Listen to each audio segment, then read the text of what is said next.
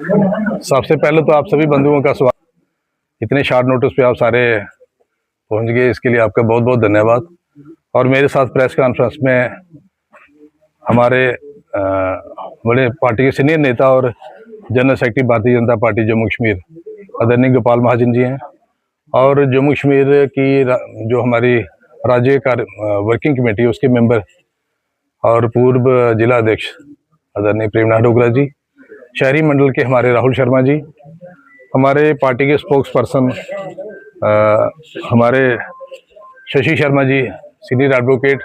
हमारे farmer counsellor Anirudh जी, हमारी senior नेता इंदु रेखा जी,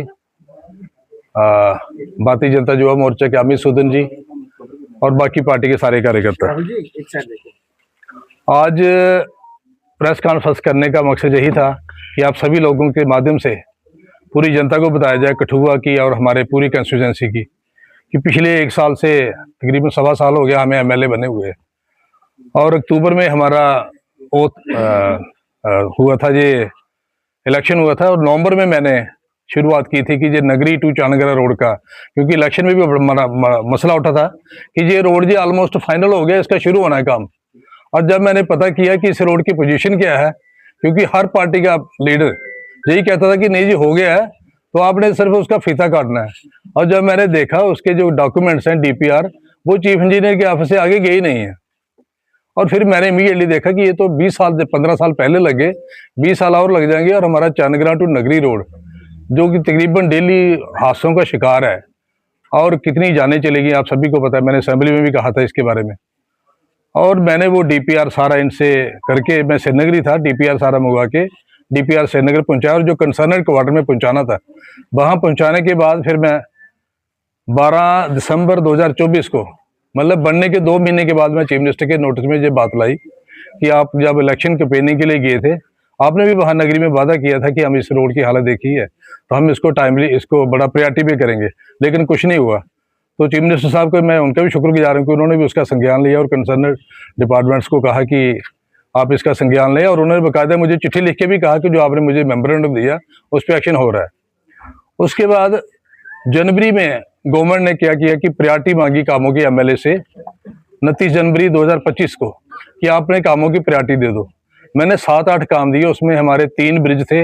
रावी केनाल के, इसके नहर के ऊपर, एक वार्ड नंबर 7 का ब्रिज, और ये नगरी वाला रोड, और उसके साथ साथ एक मैंने कहा कि जो वाटर टैंकर पीएचई के हमारे सारे, उनकी लाइफ खत्म हो गई, कोई नहीं है, एक टैंकर की भी मैंने डिमांड की थी कि एक टैंकर पानी का मिला जाए।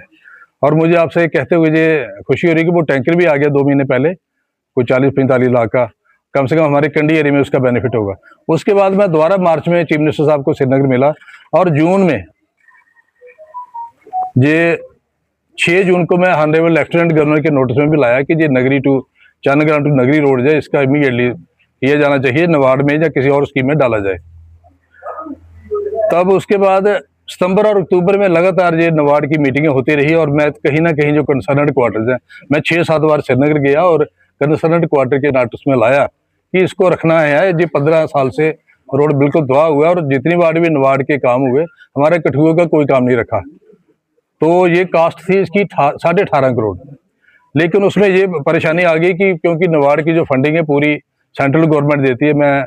आदरणीय प्रधानमंत्री नरेंद्र भाई मोदी जी का शुक्रगुजार हूँ कि सारी वो फंडिंग स्टेट गवर्नमेंट को भेजते हैं, सेंटर से आती है। और जो सारी फंडिंग जो आई, उसके बाद ये कहा गया कि इस साल पिछले साल के मुकाबले में फंडिंग थोड़ी कम है, तो लिहाजा सभी को थोड़ा थोड़ा कट लगने की वो थी, गुंजाइश थी। तो मैंने कहा जी हमारा रोड आपने डालना है, चाहे इसको 2 फेजेज में कर लो। तो फिर मेरे से उन्होंने राइटिंग में ले लिया कि आप वहाँ के नुमाइंदे हैं, आप राइटिंग में दे दो कि इसको 2 फेजेज में कर लेंगे। तब मैंने कहा इसलिए कि कम से कम ये इंक्लूड हो जाए काम,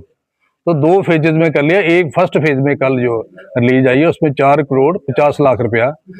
वो रिलीज हो गया, और सेकंड फेज में इसके जैसे काम शुरू होगा, मैं सेकंड फेज के लिए हम कोशिश करेंगे ताकि पूरा हमारा 18.5 करोड़ का जो प्रोजेक्ट है हमारा ये कंप्लीट हो और लोगों को बेनिफिट हो। तो इसके अलावा मैंने असेंबली में भी जो क्वेश्चन उठाए थे, क्योंकि मेरे पास बुक्स भी हैं, तो मेरा कहने का मकसद यही आप लोगों को बताने का कि कॉन्स्टेंटली पिछले 1 साल से हम कोशिश कर रहे थे, और मुझे बड़ी खुशी है कि आज ये कंप्लीट हो। और इसके लिए मैं हमारे आदरणीय प्रधानमंत्री नरेंद्र भाई मोदी जी का शुक्रगुजार हैं हम सारे, कि उन्होंने नवाड में ये पैसा दिया, और उसी वजह से स्टेट गवर्नमेंट पैसा देने में सफल हुई, अदरवाइज वो पैसा नहीं देते तो शायद जैसा लटका हुआ था वैसा लटका रहता। तो आज के समय के में मैं जहाँ कठुआ वालों को, नगरी, खख्याल, सारा जो हमारा कैचमेंट एरिया, इवन पंजाब के जो लोग हमारे डेली यहाँ बिजनेस के लिए आते हैं, काम काज के लिए आते हैं, रोजी रोटी के लिए आते हैं, उन सभी को मुबारकबाद देता हूँ कि ये काम जल्दी शुरू हो जाएगा। और इसका चीफ इंजीनियर ने इनको बोल भी दिया है कि जो 4.5 करोड़ का DPR इमीडिएटली बनाएं, और आने वाले दिनों में मेरे साथ वो मोडालिटीज वर्कआउट करेंगे कैसे कैसे DPR उसका तैयार करना है, ताकि ये काम शुरू हो। और बड़ी खुशी की बात है कि हमारा ये एरिया और ज़्यादा डेवलप होगा, क्योंकि ये कि बाइडिंग भी होगी और अच्छा रोड बनेगा। तो मैं इस मौके पे आप सभी का भी दोबारा शुक्रिया अदा करता हूँ। और लोगों को तो खुशखबरी देती है भी आपने मेरे संज्ञान में लाया। ये इस टाइम 70 लेन और ड्रेन एक ही बार में इस साल बन रही हैं, जो कि कठुआ की हिस्ट्री में कोई साल बता दो कि म्यूनसिपैलिटी से रिकॉर्ड निकलवा लो कि एक साल में 17 गलियां कभी बनी हैं।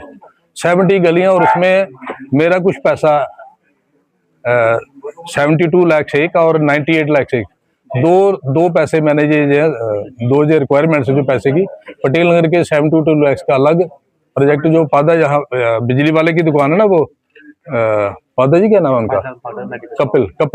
कपिल की दुकान से निकल के, पीछे से निकल के, तो डॉक्टर पादा का जो डॉक्टर वाली दुकान है वहां तक वो 72 लाख, वो भी सैंक्शन हो गया, उसका भी आने वाले दिनों में काम शुरू होगा। और जो